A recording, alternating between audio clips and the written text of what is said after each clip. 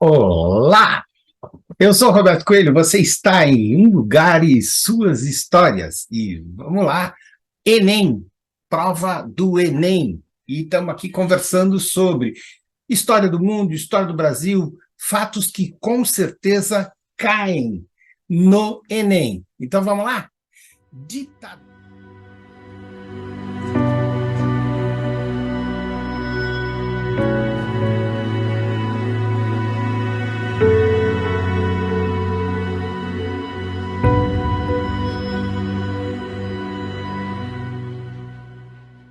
Então vamos lá? Ditadura militar ou regime militar político.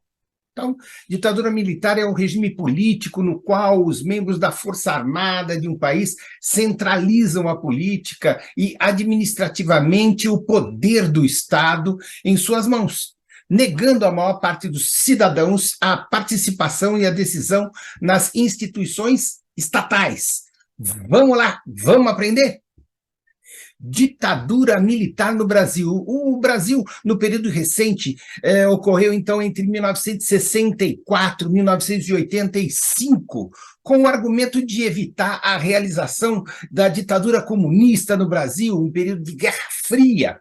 As Forças Armadas brasileiras realizaram um golpe de Estado em 31 de março de 64, segundo o oficial, que depois, então, o presidente João Goulart, eleito como vice-presidente ali em 1960. João Goulart, como era conhecido Jango, assume o poder após a renúncia de Jânio Quadros, em 1961. Defendia pelos militares como uma ação revolucionária, a ditadura que vigorou no Brasil pode ser caracterizada como uma ditadura civil-militar. Isso em decorrência da efetiva participação de setores importantes do empresariado brasileiro, principalmente ligados aos grandes bancos, às grandes federações industriais do Brasil. Sabia? Cai no Enem. Consequências do regime militar. A ditadura foi marcada pela extrema violência com a qual combatidos os opositores do regime, prisões arbitrárias, torturas, assassinatos foram realizados pelas forças militares e policiais no país. Desde o primeiro momento, os direitos políticos foram cassados, instaurando, então, uma rígida censura aos diversos meios de comunicação, censura completa, nenhuma liberdade de expressão, a expressão literária, a artística da população estava proibida. Vieram, então, os atos institucionais.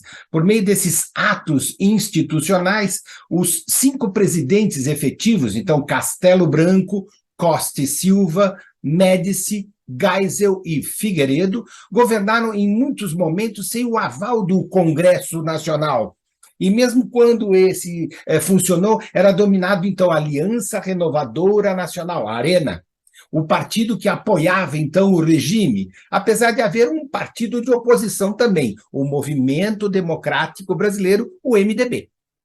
Vamos para a economia na ditadura. Então, o Brasil conheceu um intenso crescimento econômico, industrial, agrícola, principalmente em decorrência da grande soma de investimentos realizados pelo Estado. As empresas estrangeiras, o que ficou conhecido, então, como milagre econômico brasileiro. Olha aí, cai no Enem, hein? Todavia, houve também grande repressão aos movimentos de trabalhadores, o que manteve, então, os baixos salários, pois as possibilidades de reivindicação eram pequenas, mínimas.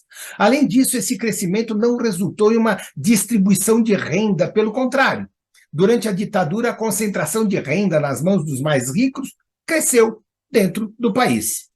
Aí veio a retomada da democracia. A partir de 1974, foi iniciado um processo de abertura lenta e gradual, que pretendia, então, restaurar as liberdades políticas da democracia representativa. Em 1979, foi decretada, então, a anistia aos presos políticos e aos exilados, permitindo ainda a formação de novos partidos. Em 1978, intensas greves ocorreram, principalmente na região do ABC paulista, que contribuiu muito para, então, o enfraquecimento do regime. O esgotamento final do regime militar aconteceu principalmente em decorrência da realização de inúmeras manifestações de massa nas principais cidades brasileiras, pedindo, então, a realização de eleições diretas para presidente da República. Realizada por milhões, milhares de pessoas, essas manifestações ficaram conhecidas como diretas já. Olha aí, cai no Enem, hein? Apesar da manifestação do interesse popular, os militares não realizaram uma eleição direta. Em 1984, Tancredo Neves foi eleito presidente do Brasil num colégio eleitoral. Entretanto, sua morte, pouco antes da sua posse, levou então o governo do José Sarney, então aquele que era o vice-presidente na chapa do Tancredo Neves, e foi então o primeiro presidente civil do Brasil após 21 anos de ditadura civil-militar no Brasil. É isso aí, gente. Nós estamos aqui aprendendo um pouquinho de cada uma das partes que caem, com certeza caem, no Enem. E você que está aqui assistindo esse avatarzinho aqui contando para vocês, se você gostou, dá o seu gostei. Se você não gostou, dá lá o seu gostei. Quer fazer uma pergunta? Manda aí nos comentários e a gente vai atrás para você. Passa para os amigos. Quem sabe alguém aí na tua família faz Enem e vai querer saber um pouquinho mais sobre o que cai de história no Enem.